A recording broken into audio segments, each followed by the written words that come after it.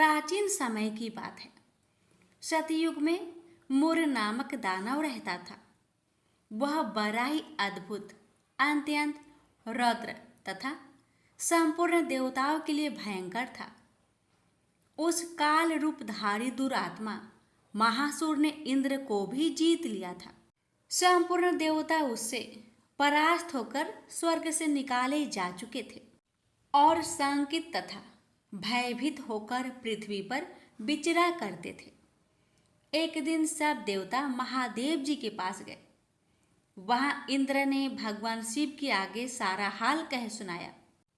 इंद्र बोले, महेश्वर, ये देवता स्वर्ग लोक से निकाले जाने के बाद पृथ्वी पर विचर रहे हैं। मनुष्यों के बीच रहना इन्हें शोभा नहीं देता। देव, कोई उपाय बतलाइए। देवता किसका सहारा ले? महादेव जी ने कहा, देवराज, जहाँ सबको शरण देने वाले, सबकी रक्षा में तत्पर रहने वाले जगत के स्वामी भगवान गरुड़ ध्वज विराजमान हैं, वहाँ जाओ। वे तुम लोगों की रक्षा करेंगे। महादेव जी की यह बात सुनकर परम बुद्धिमान देवराज इंद्र संपूर्ण देवताओं के साथ क्षीर सागर में गए, जहाँ भगवान गदाधर सो रहे थे। इंद्र ने हाथ जोड़कर उनकी स्तुति की। इंद्र बोले, देवेश्वर, आपको नमस्कार है। आप ही पति, आप ही मति, आप ही कर्ता और आप ही कारण हैं। आप ही सब लोगों के माता और आप ही इस जगत के पिता हैं। देवता और दानव दोनों ही आपकी वंदना करते हैं। पुंडरीकाक्ष, आप दैत्यों के शत्रु हैं। मधुसूदन, हम लोगों की रक्षा कीजिए। प्रभो जगन्नाथ, अत्यंत उग्र स्वभाव वाले महाबली मुर नामक दैत्य ने इन संपूर्ण देवताओं को जीतकर स्वर्ग से बाहर निकाल दिया है। भगवान देवेश्वर, शरणागत वत्सल देवता भयभीत होकर आपकी शरण में आए हैं। दानवों का विनाश करने वाले कमल नयन भक्त वत्सल देवेश्वर जनार्दन, हमारी रक्षा कीजिए, रक्षा कीजिए। भगवान शरण में आए हुए देवताओं की सहायता कीजिए। इंद्र की बात सुनकर भगवान विष्णु बोले, देवराज, यह दानव कैसा है, उसका रूप और बल कैसा है तथा उस दुष्ट के रहने का स्थान कहाँ है? इंद्र बोले, देवेश्वर, पूर्व काल में ब्रह्मा जी के वंश में तालजंग नामक एक महान असुर उत्पन्न हुआ था, जो अत्यंत भयंकर था। उसका पुत्र मूर दानव के नाम से विख्यात है। वह भी अत्यंत उत्कट, महापराक्रमी और देवताओं के लिए भयंकर है। चंद्रावती नाम से प्रसिद्ध एक नगरी है, उसी में स्थान बनाकर वह निवास करता है। उस दैत्य ने समस्त देवताओं को परास्त करके उन्हें स्वर्गलोक से बाहर कर दिया है। उसने एक दूसरे ही इंद्र को स्वर्ग के सिंहासन पर बैठाया है। अग्नि, चंद्रमा, सूर्य, वायु तथा वरुण भी उसने दूसरे ही बनाए हैं। जनार्दन, मैं सच्ची बात बता रहा हूँ, उसने सब कोई दूसरे ही कर लिए हैं। देवताओं को तो उसने उनके प्रत्येक स्थान से वंचित कर दिया है। इंद्र की यह बात सुनकर भगवान जनार्दन को बड़ा क्रोध आया। उन्होंने देवताओं को साथ लेकर चंद्रावती नगर में प्रवेश किया। भगवान गदाधर ने देखा कि दैत्यराज बारंबार गर्जना कर रहा है और उससे परास्त होकर संपूर्ण देवता दसों दिशाओं में भाग रहे हैं। अब वह दानव भगवान विष्णु को देखकर बोला, खड़ा रह, खड़ा रह।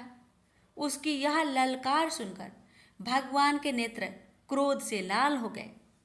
वे बोले, अरे दुराचारी दानव, मेरी इन भुजाओं को देख। यह कहकर श्री विष्णु ने अपने दिव्य बाणों से सामने आए हुए दुष्ट दानव को मारना आरंभ किया। दानव भय से विहल हो उठे। पांडुनंदन, तत्पश्चात श्री विष्णु ने दैत्य सेना पर चक्र का प्रहार किया। उससे छिन्न भिन्न होकर सैकड़ों योद्धा मौत के मुख में चले गए। इसके बाद भगवान मधुसूदन बद्री का आश्रम को चले गए। वहाँ सिंहावती नाम की गुफा थी जो 12 योजन लंबी थी। उस गुफा में एक ही दरवाजा था। भगवान विष्णु उसी में सो गए। वह दानव मूर भगवान को मार डालने के उद्योग में उनके पीछे पीछे तो लगा ही था। अतः उसने भी उसी गुफा में प्रवेश किया। वहाँ भगवान को सोते देख उसे बड़ा हर्ष हुआ। उसने सोचा, यह दानों को भय देने वाला देवता है, अतः निसंदेह इसे मार डालूंगा। दानव के इस प्रकार विचार करते ही भगवान विष्णु के शरीर से एक कन्या प्रकट हुई जो बड़ी ही रूपवती, सौभाग्यशालिनी तथा दिव्य अस्त्र शस्त्रों से सुसज्जित थी। वह भगवान की तेज के अंश से उत्पन्न हुई थी।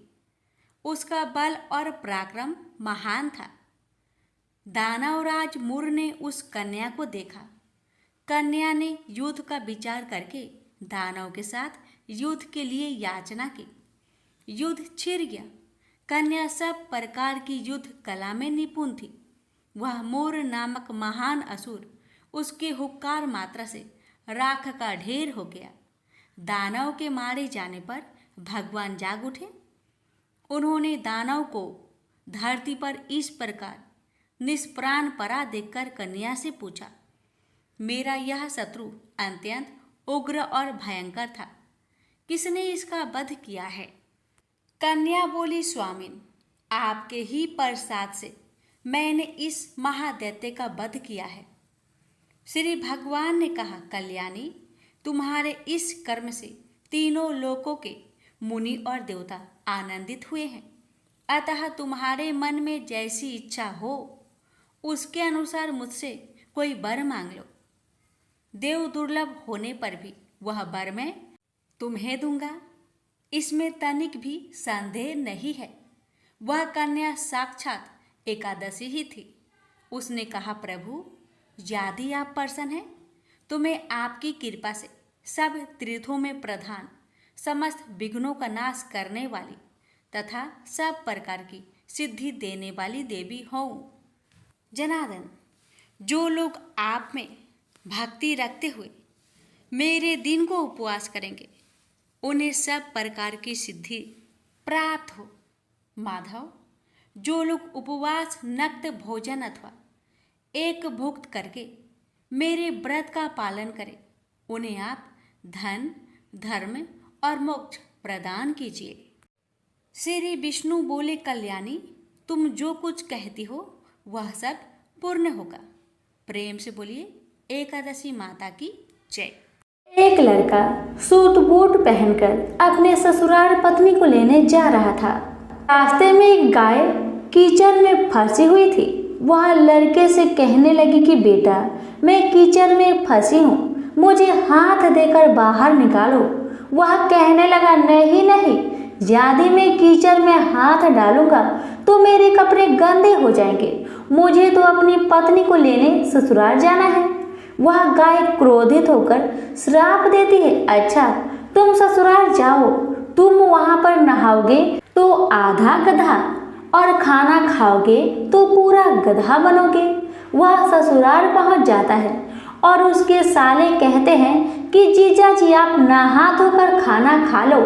तब वह कहता है कि मैं नहीं नहाऊंगा। तब वह कहते हैं ठीक है आप खाना खा लो। तब वह खाने से भी इनकार कर देता है। सब परेशान हो जाते हैं, जीजा ऐसा क्यों कर रहे हैं, ना तो नहा रहे हैं ना ही खाना खा रहे हैं। तब उसकी पत्नी कहती है कि आप क्यों नहीं नहाते या खाते हो। तब वह लड़का गाय की बात अपनी पत्नी से बताता है और कहता है कि मुझे गाय ने श्राप दिया है कि नहाऊंगा तो आधा गधा व खाऊंगा तो पूरा गधा बन जाऊंगा। तब पत्नी कहती है कि कोई बात नहीं, आप नहा लीजिए व कुछ खा लीजिए, मैं वचन देती हूँ कि मैं आपका साथ दूंगी। तब वह लड़का अपनी पत्नी की बात सुनकर नहाने के लिए तैयार हो जाता है और खाने बैठता है तो पूरा गधा बन जाता है। सब उसको गधा समझकर भगाने लगते हैं तो पत्नी उनसे कहती है कि इसे मत मारो, ये मेरे पति हैं, इसे गाय का श्राप लग गया था इसलिए ये गधे बन गए हैं। आप मुझे इसके साथ ही विदा कीजिए। आप उसे उस गधे के साथ विदा कर देते हैं। वह गधे को लेकर एक जगह झाड़ के पीछे डेरा डालती है। दिन भर मेहनत मजूरी करती है और 12 आना गधे पर खर्च करती है और 4 आने खुद पर खर्च करती है और बोझ गधे पर न डालकर खुद ढोती है। इस प्रकार वह रोज करती है तो रानी महलों की खिड़की में से रोज यह नजारा देखती है कि ऐसा इसे कौन सा दुख है, यह ऐसा क्यों करती है। एक दिन वह दासी को भेजकर उसे अपने महल में बुलाती है और पूछती है कि तुम ऐसा क्यों करती हो। तब वह कहती है तुम वचन भरोगी, तुम मेरी मदद करोगी तो मैं तुम्हें अपना दुख बताऊंगी। रानी वचन भरती है कि बहन मैं वचन भरती हूँ। तब वह सारी बात बताती है और कहती है इस प्रकार मेरे पति श्राप के वचन से गधा बन गए। तब रानी पूछती है कि इसका उपाय क्या है। तब वह बताती है यदि किसी ने 24 एकादशी करी होगी, वह संकल्प करके इसे 24 एकादशी दे तो मेरे पति पहले की तरह ठीक हो जाएंगे। तब राज्य में ऐलान किया जाता है कि 24 एकादशी जिसने भी की हो वह राज दरबार में आए। तब एक बुढ़िया को लाया जाता है। जैसे बुढ़िया संकल्प करके एकादशी देती हुई नहाती है, उसके नहाने का पानी उस गधे पर गिरता है। वैसे वैसे वह गाय लड़के के रूप में आ जाता है। बुढ़िया लालच करके एक एकादशी व्रत रख लेती है तो उसका एक कान गधे का रह जाता है। सब कहते हैं ये क्या हुआ। तब बुढ़िया कहती है कि मैं भूखी प्यासी मरी सो, मेरे पास एक एकादशी तो रहने दो। तब सब कहते हैं नहीं, तुमने संकल्प किया है तो सारी एकादशी इस लड़के को दो, वरना यह पूरी तरह लड़का नहीं बन पाएगा। अब वह बुढ़िया सारी एकादशी उस लड़के को दे देती है और वह गधा पूरी तरह लड़का बन जाता है। राजा सारे राज्य में ऐलान करते हैं कि जिनके भी बन पड़े एकादशी करो। एकादशी जैसा दूसरा व्रत नहीं। प्रेम से बोलिए एकादशी माता की जय। एक बार एक राज्य में एक राजा रहा करता था। राजा बहुत ही बुद्धिमान और बलशाली था। राजा सदैव अपनी प्रजा का बहुत अच्छे से ध्यान रखता था। प्रजा भी अपने राजा को बहुत पसंद करते थे। राजा की 2 बेटियां थी। राजा अपनी दोनों बेटियों से बहुत प्रेम करता था। राजा की छोटी बेटी देखने में बहुत सुंदर और आकर्षण थी और राजा की बड़ी छोटी बेटी के मुकाबले थोड़ा कम सुंदर थी। राजा की छोटी बेटी 11 माता की पूजा किया करती थी और सभी लोग राजा की छोटी बेटी से बहुत प्रेम करते थे और बहुत प्रशंसा किया करते थे। राजा भी अपनी छोटी बेटी को बड़ी बेटी से अधिक प्रेम करता था, जिस कारण राजा की बड़ी बेटी को अपनी छोटी बहन से बहुत नफरत होने लगी थी। राजा की दोनों बेटियां जब बड़ी हो गई तब एक पड़ोस राज्य में रहने वाला राजकुमार राजा की बड़ी बेटी के लिए रिश्ता लेकर आया। लेकिन जैसे ही उस राजकुमार की नज़र राजा की छोटी बेटी पर पड़ी तो वह राजकुमार राजा की छोटी बेटी पर आकर्षक हो गया और उससे पहली नज़र में ही प्रेम कर बैठा। उस राजकुमार ने राजा की बड़ी बेटी के साथ विवाह करने से मना कर दिया और उसने राजा से कहा कि मैं आपकी छोटी बेटी से विवाह करना चाहता हूँ। जिसके बाद राजा की बड़ी बेटी यह देखकर अपनी छोटी बहन से बहुत क्रोधित हो गई और राजा की बड़ी बेटी ने अपनी छोटी बहन को अपना सबसे बड़ा दुश्मन मान लिया। राजा की बड़ी बेटी ने अपनी छोटी बहन से बदला लेने का निर्णय लिया, जिसके लिए उसने अपनी छोटी बहन को जान से मारने का प्लान बनाया।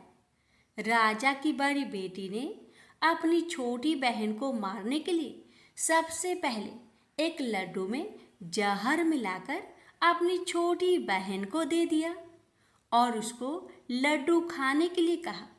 लेकिन लड्डू खाने के बाद भी छोटी बहन को कुछ नहीं हुआ। बड़ी बहन यह देखकर बहुत आश्चर्यचकित हो गई।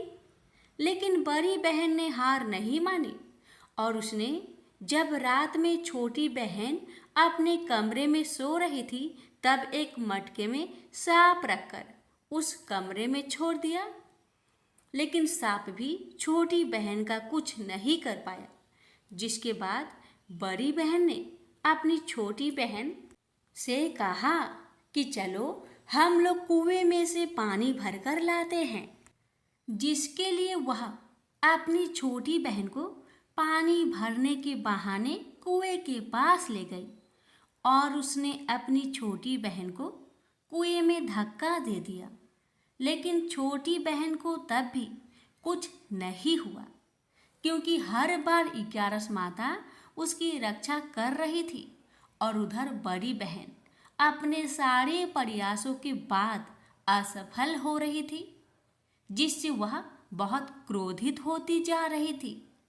फिर उसने अपनी छोटी बहन के पास जाकर उससे खुद ही पूछा कि मेरी छोटी बहन, तुमको पता है भगवान ने सबकी मृत्यु एक निश्चित समय पर लिखी हुई है और कैसे तुम्हारी मृत्यु होगी, क्या यह तुम जानती हो? तब छोटी बहन ने अपनी बड़ी बहन को बताया कि हाँ, मैं तो जानती हूँ मेरी मृत्यु कैसे होगी। छोटी बहन से यह सुनकर बड़ी बहन मन ही मन बहुत प्रसन्न होने लगी और उसने अपनी छोटी बहन से कहा कि तो मुझे अपनी मृत्यु का राज बताओ। छोटी बहन ने अपनी बड़ी बहन से कहा कि मेरी मृत्यु तो एक तोते में है, जो तोते के गले में एक हार है, उससे मेरी मृत्यु होगी। जब कोई भी व्यक्ति तोते को मारकर वह हार अपने गले में पहनेगा तो मैं मूर्छित हो जाऊंगी, और जैसे ही उस हार को अपने गले से उतारेगा तो मैं वापस से जीवित हो जाऊंगी। अपनी छोटी बहन की मृत्यु का राज जानकर बड़ी बहन बहुत ही खुश हो गई और उसने अपनी छोटी बहन को मारने के लिए उसके पालतू तोते को ढूंढना शुरू कर दिया और छोटी बहन को इस बात का आभास हो गया था कि कोई उसकी जान लेना चाहता है, जिसके लिए वह अपने पिताजी के पास गई और उसने अपने पिताजी से कहा कि पिताजी, मेरी मृत्यु के बाद आप मुझे जलाइएगा मत, बल्कि आप मुझे अपनी पुरानी वाली हवेली में एक पलंग में लिटाकर छोड़ दीजिएगा। अपनी छोटी लड़की की यह बात सुनकर राजा बहुत आश्चर्यचकित हो गए। राजा ने अपनी छोटी बेटी से पूछा, बेटी, तुम ये क्या कह रही हो? तब राजा की छोटी बेटी ने बताया, पिताजी, समय किसी के लिए नहीं रुका है, कब क्या हो जाए किसी को कुछ पता नहीं है। और फिर राजा ने अपनी छोटी बेटी से कहा कि तुम ऐसी बातें क्यों कर रही हो? 3 दिन में तो तुम्हारा विवाह है। लेकिन छोटी बेटी ने अपने पिताजी को ऐसा करने पर मजबूर कर दिया और उनसे वचन ले लिया। राजा ने भी अपनी छोटी बेटी की बात स्वीकार कर ली और 2-3 दिनों के बाद जब शादी का समय आया तब राजकुमार बारात लेकर राजा के घर आया और राजकुमार और राजा की छोटी बेटी का विवाह शुरू हो गया। जैसे ही राजा की छोटी बेटी राजकुमार के साथ फेरे लेना शुरू करती है तो उसकी बड़ी बहन अपनी छोटी बहन के कमरे में जाकर उसके तोते को पकड़ लेती है और उसको जान से मार देती है। तोते के गले में जो हार था उसको अपने गले में धारण कर लेती है। जैसे ही बड़ी बहन उस हार को अपने गले में धारण करती है तो उधर छोटी बहन 3.5 फेरे ही ले पाती है और वहीं पर बेहोश होकर गिर जाती है। जिसके बाद राजा ने बड़े बड़े दर्द हकीमों को बुलाया और अपनी छोटी बेटी का इलाज करने के लिए कहा। राजा की बात सुनकर वैद्य ने छोटी बेटी को जब चेक किया तो राजा को बताया कि आपकी छोटी बेटी ना तो जीवित है और ना ही मरी हुई है। यह मैं ऐसा पहली बार देख रहा हूँ। राजा ने वैद्य और हकीम को यह बात बाहर बताने से मना कर दिया और उनको कहा कि अगर तुमने यह बात किसी को बाहर बताई तो हम तुम्हें फांसी दे देंगे। राजा ने अपनी छोटी बेटी को पुराने महल में ले जाकर एक पलंग में लिटा दिया और वहां पर कुछ सैनिक को तैनात कर दिया। वापस अपने महल पर आ गया। राजा की बड़ी बेटी अपने पिताजी के पास आई और कहने लगी कि पिताजी, अगर यह शादी संपन्न नहीं हुई तो आपकी इज्जत का क्या होगा? आप कहे तो आपकी इज्जत बचाने के लिए राजकुमार से शादी करने के लिए तैयार हूँ। जिसके बाद राजा ने अपनी बड़ी बेटी की बात मान ली और राजा ने बड़ी बेटी को छोटी बेटी की कपड़े पहनाकर मंडप पर भेज दिया। लेकिन राजकुमार यह जान गया कि यह राजा की छोटी बेटी नहीं बल्कि यह राजा की बड़ी बेटी है। लेकिन जब राजकुमार ने शादी करने से मना किया तो सभी लोगों ने राजकुमार को विवश करके राजा की बड़ी बेटी से बचे हुए फेरे को संपन्न करा दिया और विवाह करवा दिया। जिसके बाद राजकुमार राजा की बड़ी बेटी को अपने महल ले गया। राजकुमार राजा की बड़ी बेटी से ना तो बात करता था, न ही उसको पसंद करता था और ना ही उसके आसपास भटकता था। और राजकुमार ने यह फैसला लिया था कि वह अपनी प्रेमिका को ढूंढ कर रहेगा और यह जानकर रहेगा कि उसके साथ हुआ क्या है। एक दिन राजकुमार अपने घोड़े पर सवार होकर राजा के पुराने महल के पास पहुंच गया, जहां पर उसने कुछ सैनिकों को देखा। महल के पास पहुंचकर राजकुमार ने जब महल को ध्यान से देखा तो वह समझ गया कि यह तो हमारे ससुर जी का महल है। तब राजकुमार ने सैनिकों से पूछा, तुम लोग यहाँ क्या कर रहे हो और इस महल के अंदर उस पलंग में कौन लेटा है? जिसके बाद सैनिकों ने बताया कि जहाँ पर राजा की छोटी बेटी लेटी है। यह सुनकर राजकुमार बहुत प्रसन्न हो गया और वह तुरंत अपनी प्रेमिका के पास पहुंच गया और उसकी सेवा करने लगा। जैसे ही रात हुई तो राजा की छोटी बेटी उठकर खड़ी हो गई। राजकुमार यह देखकर बहुत खुश हो गया और उसने अपनी प्रेमिका से पूछा कि तुम यहाँ क्या कर रही हो? तुम मेरे साथ मेरे घर चलो। राजा की छोटी बेटी ने राजकुमार को सारी बातें बता दी कि मेरी जान एक तोते में बसी थी और मैंने यह बात सिर्फ अपनी बड़ी बहन को बताया था और मुझे पता है कि उसने ही मुझे मारने का प्रयास की है। उसके पास एक हार है जिसको वह सुबह पहन लेती है और रात को उतार देती है। जब तक वह हार को पहने रहती है तब तक मैं मूर्छित रहती हूँ और जैसे ही वह हार को उतार देती है तो मैं जीवित हो जाती हूँ।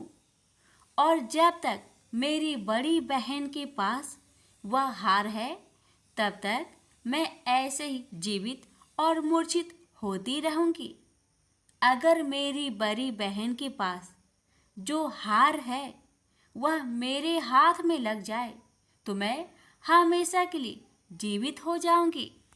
राजकुमार यह बात सुनकर राजा की छोटी बेटी के पास रहने का निर्णय ले लिया और अपने बचे हुए सारे फेरे उस पलंग में लेटी राजकुमार की छोटी बेटी के साथ ले लिया और अपना विवाह पूर्ण कर लिया और वहीं पर ही रहने लगा। देखते ही देखते कुछ समय में राजा की छोटी बेटी और राजकुमार की पत्नी पेट से हो गई। एक दिन राजकुमार को किसी काम से बाहर जाना पड़ा। तब छोटी बहन के पेट में बहुत तेज दर्द होने लगा, जिसके बाद उसने 11 माता का आह्वान किया। जिसके बाद वहाँ पर 11 माता प्रकट हुई और उन्होंने अपनी भक्तों के दर्द को दूर किया और एक पुत्र की प्राप्ति करवाई। और वहीं पर अचानक से राजकुमार भी आ गया। राजकुमार ने 11 माता को देखा तो वह आश्चर्यचकित हो गया और उसने तुरंत माता को प्रणाम किया। और 11 माता ने राजकुमार से कहा कि जब तुम्हारा बेटा 5 वर्ष का हो जाए तो तुम अपनी पत्नी का हार आकर इसके गले में डाल देना। और देखते ही देखते राजकुमार और राजा की छोटी बेटी का पुत्र 5 वर्ष का हो जाता है। तो राजकुमार अपने बेटे से कहता है कि बेटा, मैं कुछ काम से बाहर जा रहा हूँ, तुम अपनी माता का ध्यान रखना। और वहाँ से चला जाता है। राजा को बाहर निकलता देख बड़ी बहन के सैनिक देख लेते हैं और बड़ी बहन को जाकर सारी बातें बता देते हैं। जिसके बाद बड़ी बहन अपनी छोटी बहन के पुत्र को वहाँ से उठवा लेती है और उसको मरवा देती है। छोटी बेटी के पुत्र को 2 टुकड़े करवा देती है। पहला टुकड़ा चक्की के पास छुपा देती है और दूसरा टुकड़ा अपनी पलंग के नीचे रख देती है। अब 11 माता भिखारी का रूप लेकर आती हैं। एक भिखारी का रूप रखकर बड़ी बहन के पास चली जाती है। जिसके बाद वहाँ पर भिक्षा मांगने लगती है। बड़ी बहन अपने नौकरों से कहती है कि जाकर भिक्षा दे दो। लेकिन जैसे ही नौकर 11 माता को भिक्षा देने के लिए जाते हैं तो माता उन्हें मना कर देती है और कहती है कि मैं तुम्हारी महारानी से ही भिक्षा लूँगी। जिसके बाद बड़ी बहन स्वयं ही भिक्षा देने के लिए माता के पास आती है। तब माता एक बिल्ली का रूप लेकर उसके कमरे में चली जाती है और वहाँ पर छोटी बेटे के पुत्र को 2 टुकड़ों को आपस में जोड़ देती है और उसे जीवित कर देती है और उसे वहाँ से ले जाती है। राजकुमार अपने बेटे को लेकर अपनी पत्नी के पास जाता है और उससे कहता है कि तुम इसका ध्यान रखना। अगर तुम इस बच्चे को अच्छे से ध्यान रखोगी तो मैं तुमसे बात करूँगा। एक दिन राजकुमार अपने बच्चे से कहता है कि तुम मम्मी से उनके गले का हार मांग लो। जिसके बाद राजकुमार का लड़का अपनी मम्मी के पास जाता है और कहता है कि मम्मी, मुझे तुम्हारा हार चाहिए जो तुमने गले में पहन रखा है। यह सुनकर पहले तो बड़ी बहन बहुत क्रोधित होती है, पर उसको यह याद आता है कि राजकुमार ने कहा था कि अगर मैं इस बच्चे का ध्यान अच्छे से रखूंगी तो वह मुझसे बात करेंगे। जिसके कारण वह हार को उस बच्चे को दे देती है और वह तुरंत हार ले जाकर अपने पिताजी को दे देता है। और तभी राजकुमार अपने बेटे को लेकर वहाँ से जाने लगता है और अपनी पत्नी से कहता है कि तुम हमारे लिए खाना बनाकर रखना, मैं शाम को आकर तुम्हारे साथ खाऊंगा। और वह अपने बेटे को लेकर वहां से चला जाता है, जिसके बाद वह राजा के पास जाता है और उसको सारी बातें बता देता है। राजा अपनी बड़ी बेटी की यह करतूत सुनकर बहुत क्रोधित होते हैं और अपनी परवरिश पर ही दोष देने लगते हैं और राजकुमार को अपनी छोटी बेटी के साथ रहने के लिए आदेश देते हैं। 11 माता ने जैसी कृपा छोटी बेटी पर की, वैसी ही कृपा अपने सभी भक्तों पर करना, हर कष्टों को दूर करना। प्रेम से बोलिए एकादशी माता की जय। इस कथा को हर एकादशी व्रत कथा के साथ जरूर सुनना चाहिए। इससे लक्ष्मी नारायण एकादशी माता की विशेष कृपा प्राप्त होती है। प्रेम से बोलिए लक्ष्मी नारायण की जय, एकादशी माता की जय।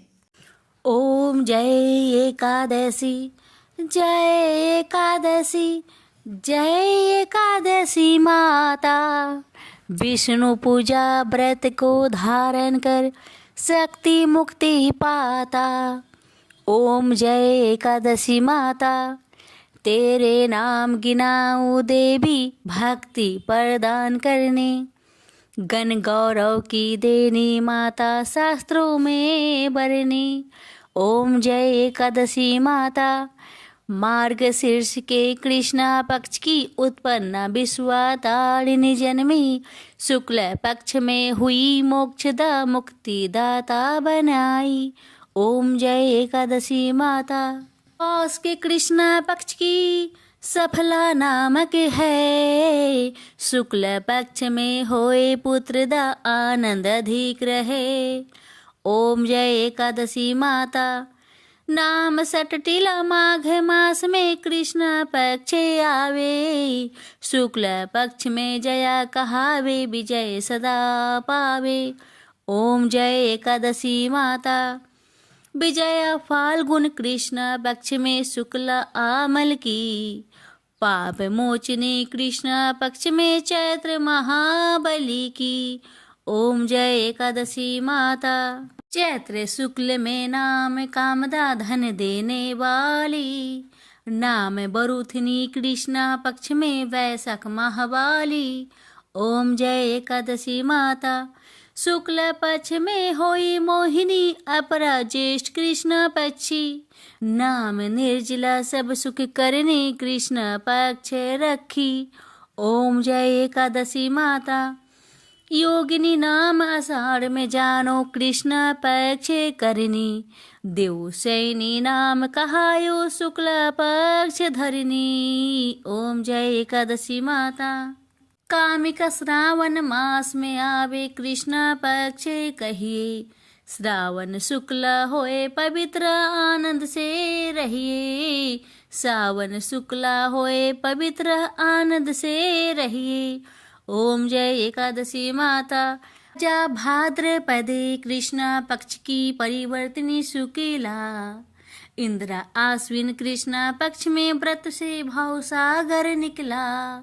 ओम जय एकादशी माता, पापंकुशा है शुक्ल पक्ष में आप हरण हारी, रमा मास कार्तिक में आवे सुखदायक भारी। ओम जय एकादशी माता, देवोत्थानी शुक्ल पक्ष की दुख ना सके मैया, देवोत्थानी शुक्ल पक्ष की दुख ना सके मैया, पावन मास में करूँ विनती पार करो नैया, पावन मास में करूँ विनती पार करो नैया। ओम जय एकादशी माता, परमा कृष्ण पक्ष में होती जन मंगल करनी, परमा कृष्ण पक्ष में होती जन मंगल करनी, शुक्ल मास में होए पद्मिनी दुख दरिद्र हरनी, शुक्ल मास में होए पद्मिनी दुख दरिद्र हरनी। ओम जय एकादशी माता, जो कोई आरती एकादशी की भक्ति सहित गावे, जो कोई आरती एकादशी की भक्ति सहित गावे, जन गुरुदिता स्वर्ग कबासा निश्चय वह पावे। जन गुरुदिता स्वर्ग कबासा निश्चय वह पावे। ओम जय एकादशी माता, जय एकादशी माता। प्रेम से बोलिए एकादशी माता की जय।